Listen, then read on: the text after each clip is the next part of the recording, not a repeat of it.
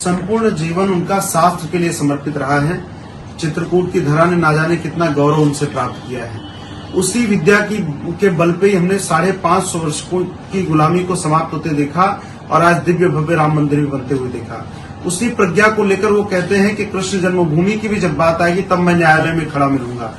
उसी प्रज्ञा के आधार पर वो कहते हैं कि जब काशी विश्वनाथ की बात आएगी तब मैं ज्ञानवापी के पक्ष में ज्ञानवापी के लिए भी मैं बाबा विश्वनाथ के पक्ष में न्यायालय में खड़ा हूंगा। तो उनका जीवन जो है संपूर्ण वो शास्त्रमय है। इस नाते उन्होंने कहा कि प्रत्येक संत को जो समाज में आज उपदेश दे रहा है, जो प्रवचन दे रहे हैं, उनको सबको कुछ न कुछ व्यक्तिगत ज्ञान होना चाहिए संस्कृत का, अपने वांग्मय का। और प्रेमानंद महाराज की कहीं उन्होंने निंदा नहीं की। उन्होंने आगे ये भी कहा, उस इंटरव्यू को बहुत छांट करके लोग देख रहे हैं, जितना मतलब एक विवाद की दृष्टि से दो सनातन धर्म के प्रमुख संतों के बीच में लोग विवाद खड़ा कर रहे हैं। गुरुदेव ने वो ये भी कहा कि वो मेरे बालकवत हैं, मैं उनको बहुत स्नेह करता हूं और मेरा उनसे कोई विरोध नहीं है। गुरुदेव ने ये सारी बातें कही हैं। और जहां तक ये बीच में इस प्रकार का कार्य किया जा रहा है, तमाम लोग इसमें राजनीति कर रहे हैं, ये बहुत दुर्भाग्यपूर्ण है। हमारे यहाँ तो आरंभ से ही कहा गया है कि लालने बहु दोषा ताड़ने बहु गुणा तस्मात् शिष्यम च पुत्रम च ताड़ेत न तु लालेत। हमारे यहाँ शिष्य और पुत्र को चाहे इतना योग्य हो जाए फिर भी पिता कहते हैं कि यार कुछ पढ़ लो। हमें भी गुरुजी सार्वजनिक मंचों से कहते हैं कि रामचंद्र दास 2 अक्षर पढ़ लो, नहीं तो आगे सनातन धर्म कभी क्षमा नहीं करेगा। हमारे गुरु भाई धीरेन्द्र शास्त्री को भी गुरुजी कहते हैं कि बेटा कुछ पढ़ लिख लो। गुरुदेव स्वयं कहते हैं कि मैं चमत्कार में कोई विश्वास नहीं रखता हूं। तो उन्होंने इसी आधार पर अपना कहा है और बाकी इसमें कहीं भी कोई प्रश्न चिन्ह नहीं है। प्रेमानंद महाराज जी भी वर्तमान के समय में बहुत अच्छा कार्य कर रहे हैं और पूज्यपाद जगतगुरु जी का तो संपूर्ण जीवन शास्त्र के लिए हो, चाहे संत परंपरा के लिए हो, चाहे समाज सेवा के लिए हो। आप देखिए कि इसी चित्रकूट में उन्होंने एक विश्वविद्यालय ऐसा बनाया जो दुनिया के दिव्यांगों को एक स्वावलंबी होने का मार्ग दिखा रहा है। इसी चित्रकूट में उन्होंने दिव्यांगों के लिए उच्चतर माध्यमिक विद्यालय बनाया। तो उनका संपूर्ण जीवन जो है सेवा के लिए ही समर्पित है। इस नाते मैं सबसे आग्रह करता हूं कि इसको विवाद का माध्यम न बनाएं। हमारे यहाँ सनातन धर्म में संवाद की परंपरा रही है, इसे एक प्रकार से संवाद की दृष्टि से ही देखा जाए। गुरु जी कल जैसा संत भी कई संत गुरु जी कह रहे हैं कि गुरु जी को ऐसा नहीं बोलना चाहिए।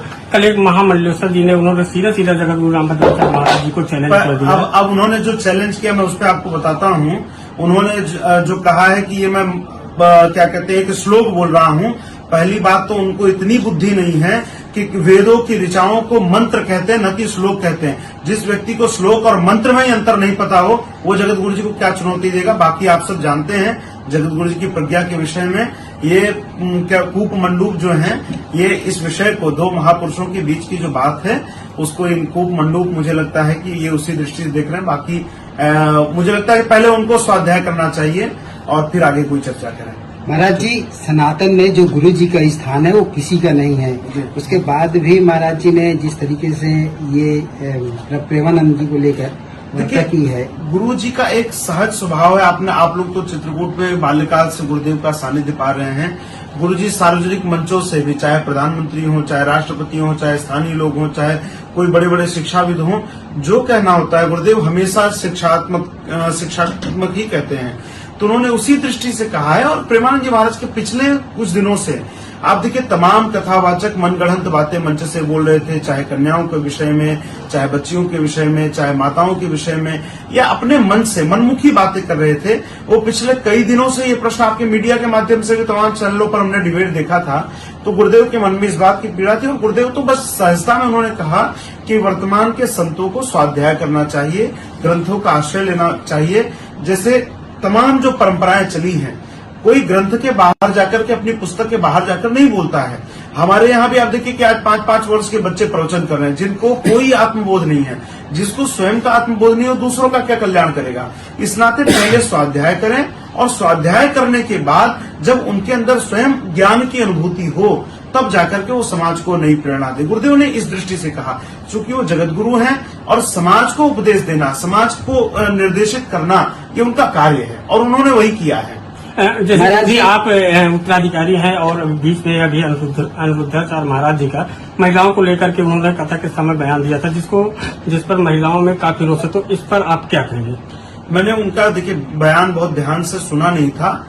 मैंने तो चर्चाएं कहीं कहीं सुनी थी। मैं पहले एक बार उनका बयान सुनूंगा और फिर मैं अपनी बात आप सबके सामने रखूंगा। महाराज जी, आपने कहा ये मीडिया अपने फायदे के लिए ये पेश कर रही है, इसमें कौन सी ऐसी बात है जो उन्हें तोड़ मरोड़ कर या मीडिया ने अपने फायदे के लिए? नहीं, देखिए, कोई भी विषय होता है तो उसका पूर्व पक्ष और पर पक्ष दोनों को समझना चाहिए कि उसके पहले किस संदर्भ में बात चल रही थी और बाद में क्या संदर्भ था। यदि हम ये कहें कि कौआ कान ले गया और कान को देखा नहीं, कौआ को गोली मारने चले, तो ये मुझे लगता है कि पूरी तरह से गलत है।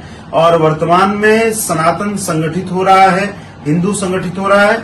ऐसे समय में तमाम ताकतें हैं जो चाहती हैं वो अब फेसबुक पर गलत नामों से आइडिया बना करके, मुझे लगता है कि एक सोशल मीडिया का भी एक जिहाद है कि लोग अलग अलग आईडी बना करके उस पर तमाम तरीके की बातें लिख रहे हैं। मुझे लगता है कि ये सारा विषय पटाक्षेप हो जाएगा, कहीं इसमें कोई घबराने की आवश्यकता नहीं है। ठीक है।